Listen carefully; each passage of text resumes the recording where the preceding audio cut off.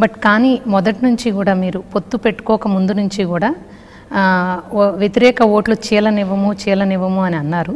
చంద్రబాబు నాయుడు గారు అరెస్ట్ అయ్యి రాజమండ్రి జైల్లో ఉన్నప్పుడు మీరు ఆ రోజు ఆయన్ని కలిసి వచ్చిన వెంటనే పొత్తు ప్రకటించేశారు.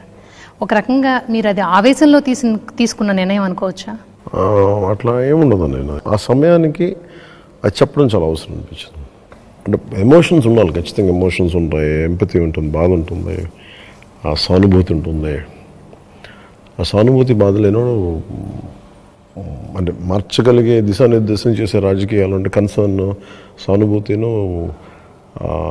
ఒక ఉద్వేగం ఉన్న వ్యక్తులే, భావోద్వేగం ఉన్న వ్యక్తులు నడుపుతారు. కాకపోతే అది ఏదైనా సరే కన్సర్న్ చాలా నిర్మాణాత్మకంగా ఉండాలి. సో నేను టీడీపీకి చెప్పి అప్పుడు వైసీపీ వ్యతిరేక ఓటును చేయాలనివ్వనంటే ఒక అన్రూలీ రెజీమ్, అంటే ఒక పద్ధతికి పాడు లేని ఒక ప్రభుత్వం ఇష్టరాజ్యంగా చేస్తూ ఉంటాయి, రాజ్యాలు వెళ్తూ ఉంటాయి. నార్మల్గా సహజంగా అందరూ ఒకటి బాటను ఆలోచిస్తారు. కాకపోతే అది పొలిటికల్గా తీసుకురావడానికి ఇష్టపడేవారు. ఎవరు మొదట అడిగేస్తారు, నువ్వే మొదట అడిగంటారు. సో నా ఈగోస్ అన్ని పక్కన పెట్టి in the interest of the people నేను చెప్పాను ముందు వైసీపీ వ్యతిరేక ఓటు చేయలేమన్నాను. ఈ విషయంలో మాత్రం మిమ్మల్ని ఆంధ్రప్రదేశ్ మొత్తం ఎక్కడ నెగ్గాలో కాదు ఎక్కడ తగ్గాలో తెలిసిన వ్యక్తి పవన్ కళ్యాణ్ అని అందరూ అనుకుంటున్నారు పార్టీలకు అతీతంగా. మంచి పేరు వచ్చింది, పార్టీ సైజ్ తగ్గించుకున్నా.